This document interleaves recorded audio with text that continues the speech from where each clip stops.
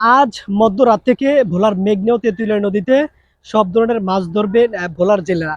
আমি এই মুহূর্তে রয়েছে ভোলার যেই তুলাতুলি মাছঘাট এলাকা যদি দেখানোর চেষ্টা করি যে এখানে কিন্তু সব ধরনের মাছ ধরার জন্য যে প্রস্তুতি তারা কিন্তু সব ধরনের প্রস্তুতি নিয়েছেন। আমরা যতটুকু জানি যে ইলিশ সহ অন্যান্য মাছের উৎপাদন বৃদ্ধির লক্ষ্যে কিন্তু গত মার্চ ও এপ্রিল এই 2 মাস কিন্তু অভয়াশ্রমে সকল প্রকার মাছ ধরা বন্ধ থাকার পর আজ মধ্যরাতে কিন্তু ভোলার মেঘনা ও তেঁতুলিয়া নদীতে মাছ ধরা শুরু হয়েছে। তবে দীর্ঘ প্রতীক্ষার পর কিন্তু এই ঈদের আগ মুহূর্তে নদীতে মাছ ধরতে পারা কিন্তু তাদের মধ্যে যে স্বস্তি ফিরে এসেছে কিন্তু এমনটাই জেলেরা আমাদেরকে জানিয়েছেন।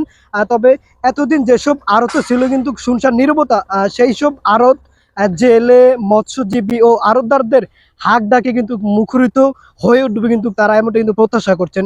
তবে মাছ ধরে বিগত দিনের ধারদেনা শোধ করে ঘুরে দাঁড়াতে পারবেন বলে আশাবাদী কিন্তু এখানকার যে জেলেরা তারা আমাদেরকে এমনটাই জানিয়েছেন।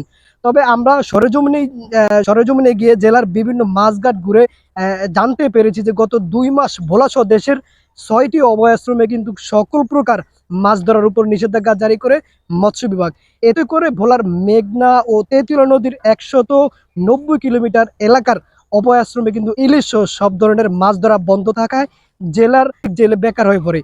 তবে জেলেদের জালে মাছ উঠলে কিন্তু একদিকে যেমন জেলেরা লাভবান হবে, অন্যদিকে কিন্তু তাদেরও আয় বাণিজ্য ভালো হবে বলে জানান সেই আড়তদার। তবে অন্যদিকে কিন্তু ভোলা জেলা মৎস্য কর্মকর্তা হলেন 2 মাস মাছ শিকার বন্ধ থাকে কিন্তু এতে করে আগামীতে ইলিশ ও অন্যান্য মাছের উৎপাদন বৃদ্ধি পাবে বলে তারা আশা প্রকাশ করে।